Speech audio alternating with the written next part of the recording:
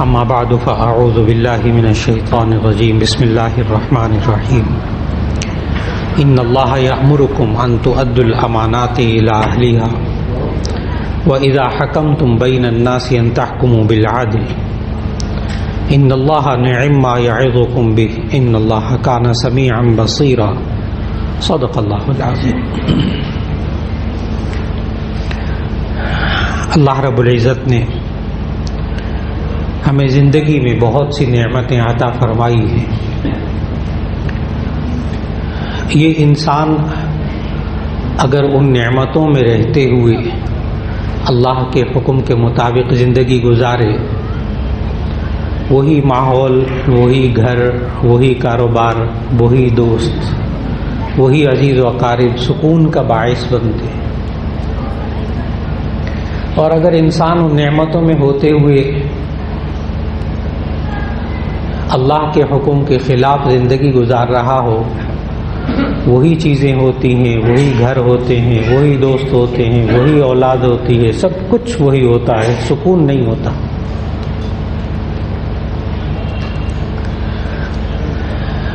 چنانچہ ان آداب میں سے جب ہم وہ آداب اختیار کر کے زندگی گزارتے ہیں تو وہی زندگی ہمارے لیے سکون کا ذریعہ بن جاتی ہے۔ آج جس موضوع کا ذکر ہے وہ یہ ہے کہ اللہ رب العزت نے ہمیں قرآن مجید میں ایسے اصول سکھائے ہیں جس سے آپس کا اعتماد بحال ہوتا ہے۔ اگر معاشرے میں ایک انسان کا دوسرے انسان پر اعتماد نہ ہو تو بے سکونی ہوتی ہے۔ شوہر کا بیوی پر اعتماد نہ ہو، بیوی کو شوہر پر اعتماد نہ ہو، ماں باپ کو اپنے بچوں پر اعتماد نہ ہو، بچے ماں باپ پر اعتماد نہ کرے، ایک دوست دوسرے دوست پر اعتماد نہ کرے،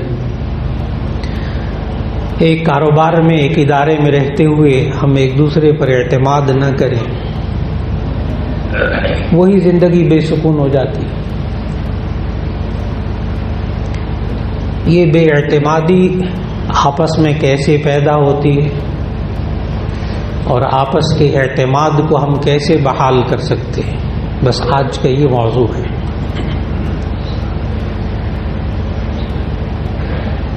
اس لیے کہ آج کے معاشرے کے نوجوان بچے اور بچیاں خاص طور پر یہ ماں باپ سے شکوہ کر رہے ہیں کہ یہ ماں باپ ہم پر اعتماد نہیں کرتے، اور بعض ماں باپ الحمدللہ بہت سے ماں باپ اپنے بچوں پر اندھا اعتماد کرتے ہیں، ان پر بھروسہ کرتے ہیں، ان کی زندگی بڑی پرسکون ہوتی ہے۔ اور کاروباری ساتھی ہوتے ہیں، ایک جگہ بیٹھتے ہیں، اٹھتے ہیں، دفتروں کے اندر کام کرتے ہیں، ایک دوسرے پر اعتماد نہیں ہوتا۔ یہ اعتماد اٹھتا کیسے ہے، ختم کیسے ہوتا ہے؟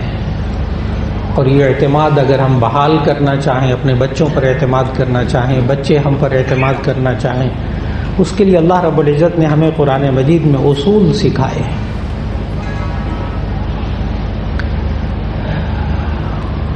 ایک اصول اللہ نے ہمیں سکھایا کہ ہم آپس میں ایک دوسرے سے جھوٹ نہ بولیں، غلط بیانی نہ کریں۔ یہ عجیب بیماری ہے، غلط بیانی،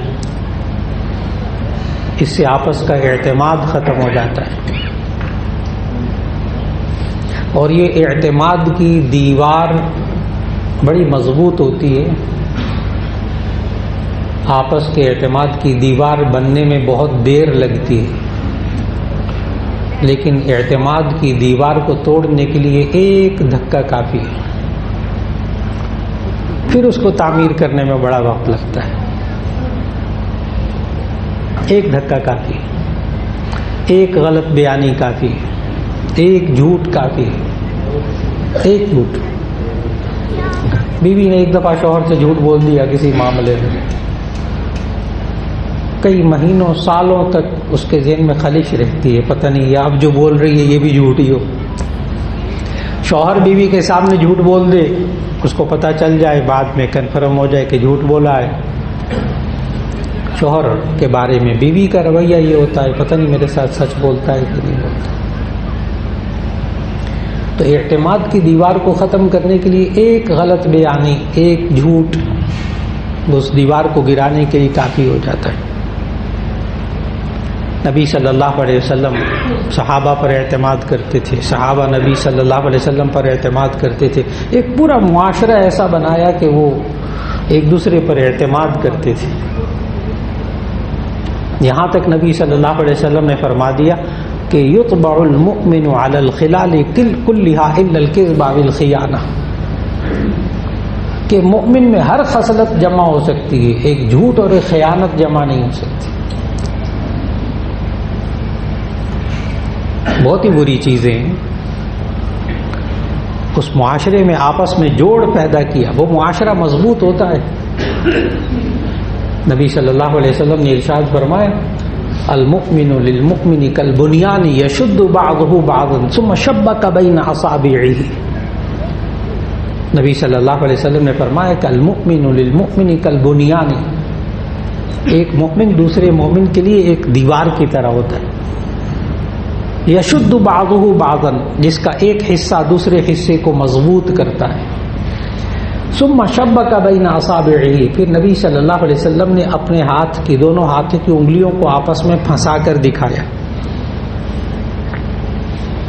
اگر آپ اس مثال کو سمجھنا چاہیں نا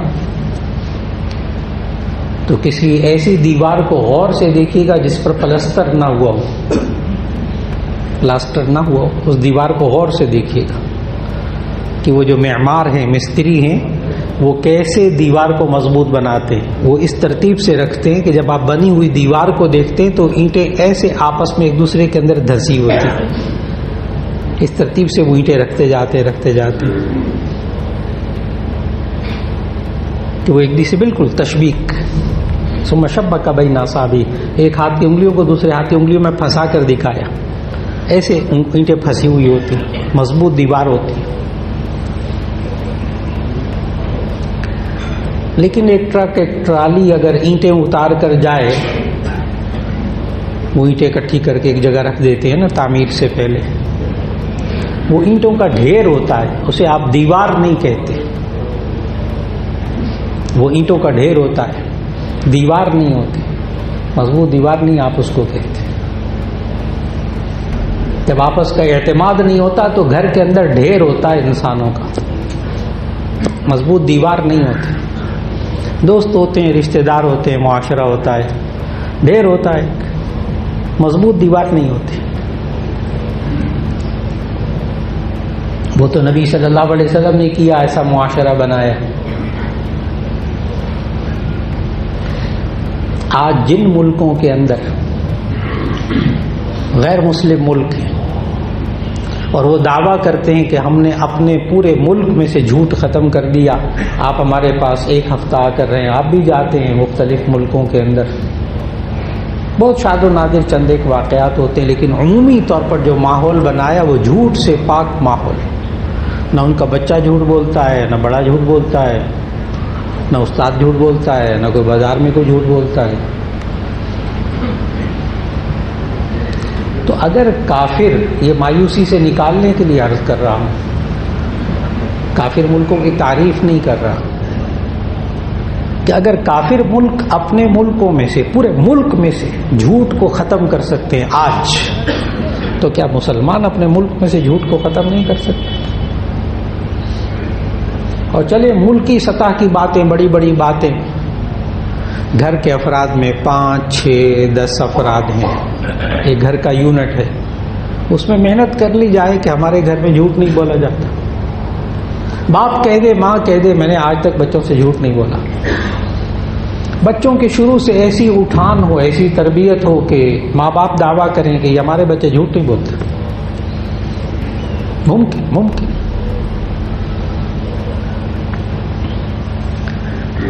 میں نے اپنی کلاسوں میں اس پر تجربہ کر کے دکھایا، کالج یونیورسٹی کی کلاسوں میں 60-70 لڑکوں کی کلاس، ان پر پابندی لگا دی، جھوٹ نہیں بولنا، جھوٹ نہیں بولنا۔ یقین جانے 2-2 سال 3-3 سال طلبہ پڑھتے رہے، ایک دن بھی جھوٹ نہیں بولا۔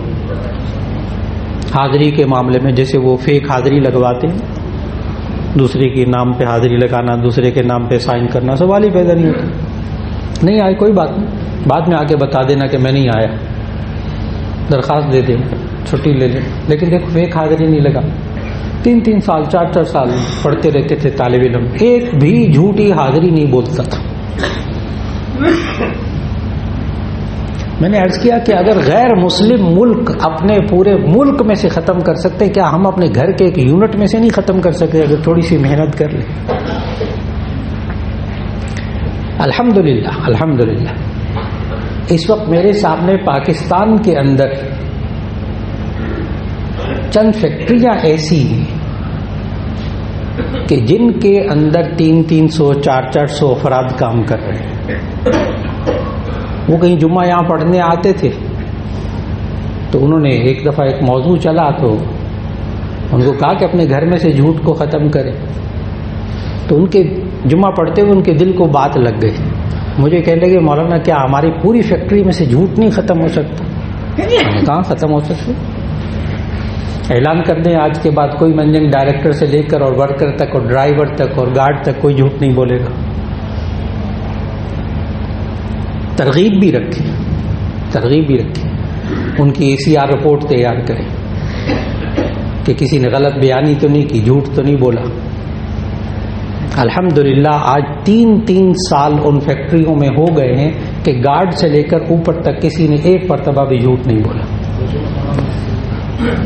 وہ الگ بات ہے کہ انہوں نے پھر تھوڑی سی بیچ میں ایک بات بھی رکھی ہے کہ اگر جھوٹ ثابت ہو جائے ایک دفعہ، اس کے لیے پھر سزائیں انہوں نے مختلف رکھی، تنخواہ میں اتنی کٹوتی ہوگی، فلاں ہوگا، اس کی انکریمنٹ روک لی جائے گی، اس کی ترقی روک لی جائے گی۔ وہ انہوں نے چیزیں بنائی کچھ تھوڑی سی،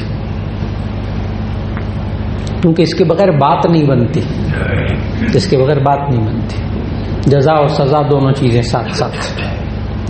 تو میں عرض کر رہا ہوں کہ 300 400 فیکٹری میں کام کرنے والے انہوں نے اپنی فیکٹری میں سے جھوٹ کو ختم کر دیا 100%۔ ممکن، آج بھی ممکن، اور اس کا آغاز ہمارے گھروں سے، ہمارے دوستوں سے۔ ایک دوست دوسرے دوست کے بارے میں کہتا ہوں یہ میرا دوست ہے، جھوٹ نہیں بولتا میرے سے کبھی، اور مجھے بھی یاد نہیں ہے، دوست کہتا ہے مجھے بھی یاد نہیں کہ میں نے پچھلے پورے مہینے میں جھوٹ بولا ہوں۔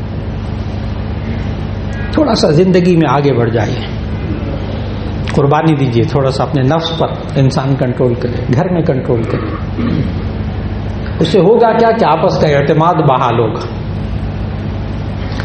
دوسری چیز اعتماد کو ختم کرنے والی بددیانتی، خیانت۔ امانت ہوگی معاشرے کے اندر تو آپس کا اعتماد ہوگا۔ پھر شوہر بھی گھر میں اپنا پرس بھی کھلا رکھے گا، بیوی اس کی کوٹ کے ہاتھ جیب میں ہاتھ نہیں ڈالے گی اس کی غیر موجودگی میں پیسے نکالنے کے لیے، اور بیوی بھی اپنا پرس پیسوں والا سامنے رکھے گی۔ سوال ہی پیدا نہیں ہوتا کہ شوہر بغیر اجازت کے اس کے پرس میں سے کچھ لے لی۔ بچوں کو بھی عادت یہ ڈالی، آپ کو کوئی چیز چاہیے آپ بیٹا مانگو دے دیں گے، لیکن خیانت نہیں کرنی۔ آج الحمدللہ بہت سے ادارے ایسے ہیں کہ جن کے اندر خیانت کو ختم کر دیا گیا، الحمدللہ ابھی بھی ایسے موجود ہیں۔ اور یہ پھر میں عرض کروں گا کہ غیر ممالک کے اندر، غیر مسلم ممالک کے اندر خیانت کو ختم کیا گیا، آپس کا اعتماد بحال ہوا۔ وہاں آپ دودھ لیتے ہیں تو جو ڈبے میں لکھا ہے وہی کچھ ہوگا، اتنا فیٹ ہے، یہ فیٹ فری ہے، فلاں ہے، یوں ہے، وہ ہے، اس کی ایکسپائری ڈیٹ یوں ہے، ایک ایک بات وہ ہوگی جو اوپر لکھی ہوئی ہے۔ یہ نہ سمجھیں کہ وہ بہت صوفی ہو گئے، بہت نیک ہو گئے، جی نہیں، اس کی خلاف ورزی پر جو انہوں نے سزائیں رکھی ہوئی ہیں نا، توبہ توبہ توبہ، ہمارے اس معاشرے میں وہ سزائیں ہضم نہیں ہو سکتی، وہ سزائیں ہضم نہیں ہو سکتی جو انہوں نے بددیانتی پر سزائیں رکھی ہیں۔ اگر بددیانتی ثابت ہو جائے، ملاوٹ ثابت ہو جائے، ہمارے بس اوقات نوجوان بچے کہتے ہیں، شکایت بھی کرتے ہیں، ہمارے ابا جی نے ہم پر اعتماد نہیں کرتے، ہم بڑے ہو گئے ہیں، پڑھ لکھ گئے ہیں، قابل ہو گئے، اعتماد نہیں کرتے۔ اس کے پیچھے سینکڑوں کہانیاں ہوتی ہیں بد اعتمادی کی۔ نوجوان نہیں سمجھتا، نوجوان یاد کرے، جو نوجوان، جس نوجوان کو شکایت ہو نا کہ میرے ابا جی مجھ پر اعتماد نہیں کرتے، میرے والدہ مجھ پر اعتماد نہیں کرتی، اس کے پیچھے کہانیاں ہوتی ہیں۔ یہ ماں باپ کا قصور بھی ہوتا ہے اس میں، ابھی میں عرض کرتا ہوں۔ ہم بچوں سے چیزیں منگواتے ہیں، ڈبل روٹی، آسان مثالیں، ڈبل روٹی انڈے منگوائے، اتنے پیسے دیے، بعض بچے ہوتے ہیں وہ باقی پیسے واپس کرتے ہی نہیں۔ بعض بچے ہوتے ہیں جو جاتے ہیں ڈبل روٹی انڈا لینے کے لیے، کچھ کھا پی بھی لیتے ہیں اس میں سے۔ اگلے دن والد گیا، ظاہر ہے ایک آدھ دن میں تو نہیں بدلتی تھی قیمتیں، اگلے دن والد گئے تو انہوں نے انڈے ڈبل روٹی لی تو پیسے اتنے لگے۔ اچھا چلو کوئی نہیں، کھا لیا ہوگا، بچہ ہے، کچھ رکھ لیے ہوں گے پیسے۔ ہمارے یہاں معاشرے میں جملہ بولا جاتا ہے، یہ آغاز ہے اعتماد ختم کرنے کا اپنے بچوں پر۔ بچہ ہے کوئی نہیں، عادت بنائیے کہ بچوں سے حساب لیں۔ یہ کہنا کہ ایک پیسے کا حساب، چھوٹی چھوٹی چیزوں کا حساب، یہ بہت بری چیز ہوتی ہے، جی نہیں، اعتماد کو بحال کرنے کے لیے ضروری ہے۔ آج وہ 10 روپے 5 روپے کھا رہا ہے، کل آپ اس کو 1000 روپے کا سودا لینے بھیجیں گے، وہ اس میں سے 100 روپے کھائے گا۔ آپ 50,000 کا سودا لینے بھیجیں گے، وہ اس میں سے 1000 کھائے گا۔ پھر یہ واقعات کئی ایک جمع ہو جائیں گے۔ پھر باپ کہے گا، منہ سے تو نہیں کہتے لیکن اندر ذہن میں ہوتا ہے کہ یہ بچہ بیچ میں سے پیسے کھاتا ہے۔ اور نوجوان جو بچے ہوتے ہیں ہمارے، وہ لفظ بولتے ہیں، کہتے ہیں ماں باپ ہم سے چیزیں منگواتے ہیں، کام کرواتے ہیں، اس میں سے کچھ کمیشن تو ہمارا ہونا چاہیے۔ اللہ کے بندے، کمیشن تمہارا اعتماد ختم کر رہا ہے، اعتماد ختم کر رہا ہے ماں باپ کا۔ اور جو ماں باپ شروع سے لے کر نوجوان بچے اور بچیوں کی تربیت کرتے ہیں امانت کے حوالے سے، تو زندگی کے اندر 20 باپوں کو دیکھا ہے کہ انہوں نے بچوں کے جوان ہونے کے بعد کاروبار کی چابیاں بچوں کے ہاتھوں میں دے دی، کچھ نہیں سوچا، یہ میرا بچہ ہے، یہ خیانت نہیں کرے۔ جوان ہونے کے بعد بچوں کو چابیاں دے دی کاروبار کی، ساری ذمہ داریاں سپرد کر دی۔ آج وقت کی، میں نے کہا پیچھے بڑی کہانیاں ہوتی ہیں، یہ جو آج نوجوان کہتا ہے نا میرے ماں باپ، میرا ابا جی مجھ پر اعتماد نہیں کرتے، یہ اس کے پیچھے کہانیاں ہوتی ہیں۔ ان کہانیوں کو ختم کرنا ہوگا، ان کو جڑ سے اکھیڑنا ہوگا۔ 2 چیزیں ہو گئی اعتماد کو ختم کرنے والی چیز، ایک تو جھوٹ، لہذا ہمیں آپس میں سچ کو عام کرنا ہوگا اعتماد کو بحال کرنے کے لیے۔ نمبر 2 بددیانتی، خیانت، اس سے بھی اعتماد ختم ہوتا ہے۔ نمبر 3 دھوکہ، فراڈ، دھوکہ۔ ایک دفعہ دھوکہ دے دیں کسی کو تو اس کے دل میں کانٹا چبھ جائے گا، ایک کانٹا چبھ جائے گا، اس نے فلاں موقع پر مجھے دھوکہ دیا تھا، ڈاج دیا تھا، فریب کیا تھا۔ پھر وہ بندہ محتاط ہو جاتا ہے، محتاط ہو جاتا ہے۔ تو دوسری چیز دھوکہ۔ اسی وجہ سے نبی صلی اللہ علیہ وسلم نے جن چند چیزوں سے منع کیا اور سختی کی اور بتایا کہ یہ منافق کی نشانیاں ہیں، آیت المنافق 3 اذا حدث کذب واذا وعد اخلف واذا اؤتمن خان، اور کما قال علیہ الصلوۃ والسلام، کہ مومن کی 3 نشانیاں ہیں، منافق کی 3 نشانیاں، آیت المنافق 3، منافق کی 3 نشانیاں ہیں۔ اذا حدث کذب، جب بات کرتا ہے جھوٹ بولتا ہے، وَإِذَا وَعَدَ أَخْلَفَ، جب وعدہ کرتا ہے وعدہ خلافی کرتا ہے، وَإِذَا اؤْتُمِنَ خَانَ، اور جب اس کے پاس امانت رکھی جاتی وہ خیانت کرتا ہے۔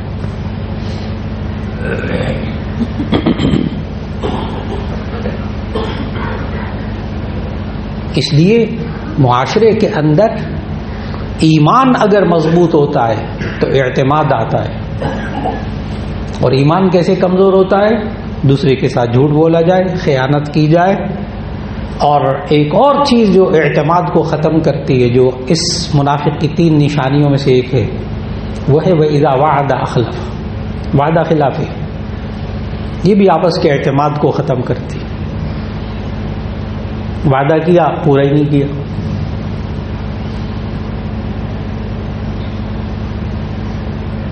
اور یہ ہمارے یہاں معاشرے کے اندر بعض چیزوں میں تو سمجھا ہی نہیں جاتا اس چیز کو کہ ہم کس طرح اپنے نوجوان بچے اور بچیوں کو یہ اعتماد آپس کا جو ختم ہوتا ہے وہ کیسے ختم ہوتا ہے۔ بیٹے یہ کام کرو، تم نے اتنے نمبر لینے ہیں، تم فلاں کرو تو تمہیں انعام ملے گا، میں تمہیں آئس کریم کھلاؤں گا، چاکلیٹ لے کے دوں گا، چھوٹے بچوں کو چاکلیٹ لے کے دوں گا۔ وہ بچے شروع میں کرتے ہیں تھوڑا سا، وہ ابو آپ نے کہا تھا چاکلیٹ لے کے دوں گا، وہ آپ نے دی نہیں، وہ دے دیں گے ٹھیک ہے، 1 دفعہ 2 دفعہ 20 دفعہ، پتہ نہیں کتنی لائنیں لگی ہوئی ہیں ان کہانیوں کی۔ بچوں کو بھی سمجھ میں آ جاتا ہے، ٹھیک ہے وعدہ کرو، وعدہ خلافی ہو جائے کوئی مسئلہ نہیں، پتہ نہیں ہمارے ساتھ کتنی مرتبہ ایسا ہوا ہے۔ اور نبی صلی اللہ علیہ وسلم نے کتنا حساس رہنے کا حکم دیا اپنے بچوں کے بارے میں، خاص طور پر بچوں کے بارے میں، کہ وہ خاتون تھی نبی صلی اللہ علیہ وسلم کے پاس آئیں تو بیٹھی ہوئی تھی، انہوں نے بلایا اپنے بچے کو، کہا تعالی ہنا اعطیک شیئا، ادھر آؤ میں تمہیں کوئی چیز دوں گی۔ ہم بچوں کو بھی بلاتے ہیں بس اوقات، ادھر آؤ میں تمہیں کوئی چیز دوں گا، ہوتا نہیں ہے ویسے خواہ بلانا مقصود ہوتا ہے۔ نبی صلی اللہ علیہ وسلم نے فوراً عورت کی طرف رخ کیا اور پوچھا تمہارے پاس کوئی چیز دینے کے لیے ہے؟ تو ان خاتون نے کہا جی ہاں یا رسول اللہ میرے پاس کھجور ہے، میں دینا چاہتی ہوں بچے۔ نبی صلی اللہ علیہ وسلم نے فرمایا اگر تمہارے پاس کوئی چیز دینے کے لیے نہ ہوتی نا تو تمہارے نامہ اعمال میں جھوٹ لکھا جاتا۔ ہم نے معاشرے کے اندر اپنے بچوں کے ساتھ کتنی مرتبہ یہ کام کیا، کتنی مرتبہ ہو گیا ہم سے، ماں سے باپ سے۔ میں نے بتایا ہمارے معاشرے میں ان چیزوں کو کوئی اہمیت نہیں دی جاتی۔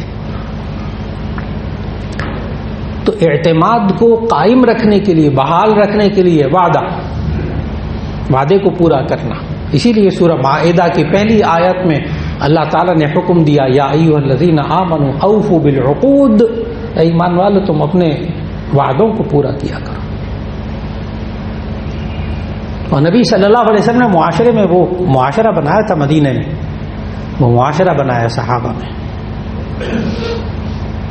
اور منافق کی یہ نشانی بتائی کہ اذا وعد اخلف، جب وعدہ کرتا وعدہ خلافی کرتا، اذا وعد اخلف، جب وعدہ کرتا وعدہ خلافی کرتا، وعدے کی کوئی صورت ہی نہیں ہوتی۔ میں فلاں وقت میں آپ کو پیسے دوں گا، فلاں وقت میں آپ کو مال آ جائے گا، فلاں وقت میں یہ کام ہو جائے گا۔ ہمارے یہاں معاشرے میں جب وعدہ کرتے ہیں، معاہدہ ایک جانب سے ہو تو وعدہ ہوتا ہے، 2 جانب سے ہو تو معاہدہ ہوتا ہے۔ ہمارے یہاں بھی بڑے بڑے معاہدے ہوتے ہیں، جب وہ معاہدہ ہو جاتا ہے تو پھر کبھی کسی موقع پر معاہدہ اگر یاد دلایا جائے نا تو آگے پتہ کیا سننے کو ملتا ہے؟ کیا ہے؟ معاہدہ ہی ہوا تھا نا، کوئی قرآن حدیث تو نہیں ہے نا، اللہ کے بندے یہ قرآن حدیث ہے۔ یہ ہمارے یہاں بڑا مشہور جملہ ہے کہ جب آپس میں معاہدے ہوتے ہیں، سائن ہو جاتے ہیں، ایگریمنٹ ہو جاتے ہیں، اس کی خلاف ورزی ہوتی ہے تو اس کی پرواہ نہیں کرتے، اور کوئی اگر زیادہ گرم ہو رہا ہو تو اس کو کہہ دیتے کہ قرآن حدیث تو نہیں ہے، اللہ کے بندے قرآن حدیث ہے، یا ایھا الذین آمنوا اوفوا بالعقود۔ اور اگر یہ معمول بن جائے معاشرے کے اندر وعدہ خلافی کا تو آپس کا اعتماد ختم ہو جاتا ہے، وہ کوئی نہیں کرتا رہتا ہے وعدہ، پورا تو ہوتا ہی نہیں ہے۔ نوجوان بچے بھی کہتے ہیں ماں باپ کے بارے بڑے وعدے کیے ہیں جی انہوں نے، پورا کوئی نہیں ہوتا۔ اس لیے وعدہ کرتے وقت سوچ سمجھ کے، خاص طور پر اپنے بچوں سے، بیوی سے، بیوی شوہر سے، اپنے معاشرے میں اپنے دوستوں سے، بالفرض وعدہ کر لیا نہیں پورا کر سکے نا تو چپ کر کے انسان نہ بیٹھے۔ اب میں اس کا علاج بھی بتا رہا ہوں کہ اگر بالفرض وعدہ کر لیا نہیں پورا کر سکے تو چپ کر کے نہ بیٹھے، اس کے سامنے